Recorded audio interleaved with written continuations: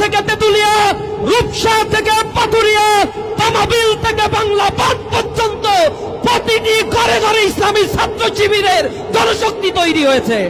এই জমিন আমাদের রক্তে কেনা, এখানে আমাদের শহীদদের রক্ত ঝরেছে, এখানে বুলডোজার দিয়ে আমাদের ঘর বাড়ি ভেঙে দেওয়া হয়েছে, এখানে আমাদের ঘর বাড়ি থেকে উচ্ছেদ করা হয়েছে, কিন্তু আমরা দমিত হই নাই, আমরা দমিত হওয়ার পাত্র নই। এ বাংলাদেশের স্বাধীনতার পরবর্তী ইতিহাস সাক্ষী, প্রতিবার আন্দোলন পরবর্তী প্রতিবারই সুযোগ সন্ধানী এই দলটি সুযোগ নিয়েছে আর জনগণের ঘাড়ে চেপে দুর্নীতির স্বর্গরাজ্য তারা তৈরি করেছিল। উষার দুয়ারে হানি আঘাত, আমরা আনিব রাঙা প্রভাত, আমরা টুটাবো তিমির রাত, বাধার বিন্দাচল। আর এক সন্ত্রাসী গোষ্ঠী এখন আবার কোরআনের বিরুদ্ধে নব্য ফ্যাসিবাদের প্রতিধ্বনি হয়ে তাদের জন্ম বাংলাদেশে হচ্ছে, আমরা দেখতে পাচ্ছি। সুপ্ত বারুদ আগ্নেয়গিরি এই জাতিকে নিয়ে যদি আবার কেউ তামাশার খেলা খেলতে চায়, তাহলে আমি আবার প্রতিবাদ করব। ওরা কোটি কোটি টাকা লুটপাট করেছে নির্বাচনে, সেগুলো অপব্যয় করবে। ফ্যাসিবাদ আওয়ামী লীগ চলে গেছে, তাদের পেতাত্তা যারা এখনো বিদ্যমান রয়েছে তাদের পিছনে তারা টাকা ঢালবে। হয়তো এত টাকা আমাদের নাই, কিন্তু আপনাদেরকে এক একটা ক্যাম্পেইনের এক একজন মশালধারী এক একজন মানুষে পরিণত হতে হবে।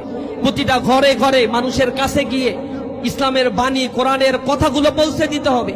বলতে হবে নতুন এক পরিবর্তনের আভাস এসেছে, এই পরিবর্তনে যদি আমরা কার্যকর ভূমিকা না রাখতে পারি, বাংলাদেশ আবার এক অন্ধকারে নিমজ্জিত হতে চলেছে।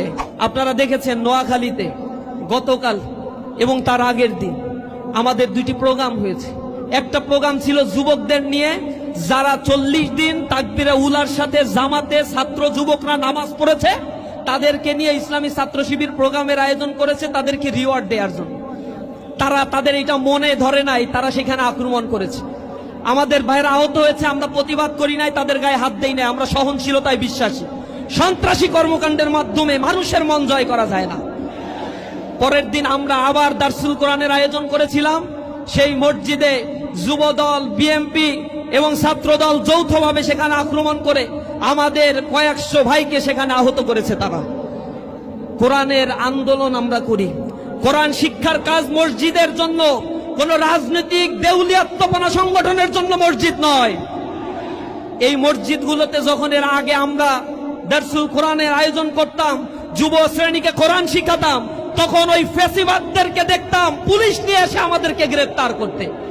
মসজিদ থেকে আমাদেরকে গ্রেফতার করার পরে সন্ত্রাস বিরোধী আইনে আমাদেরকে মামলা দেয়া হতো, আমাদেরকে বলা হতো আমরা নাকি দেশদ্রোহী, আমরা নাকি সন্ত্রাস, কারণ আমরা কোরআনের কথা বলি। বিসমিল্লাহির রহমানির রহিম।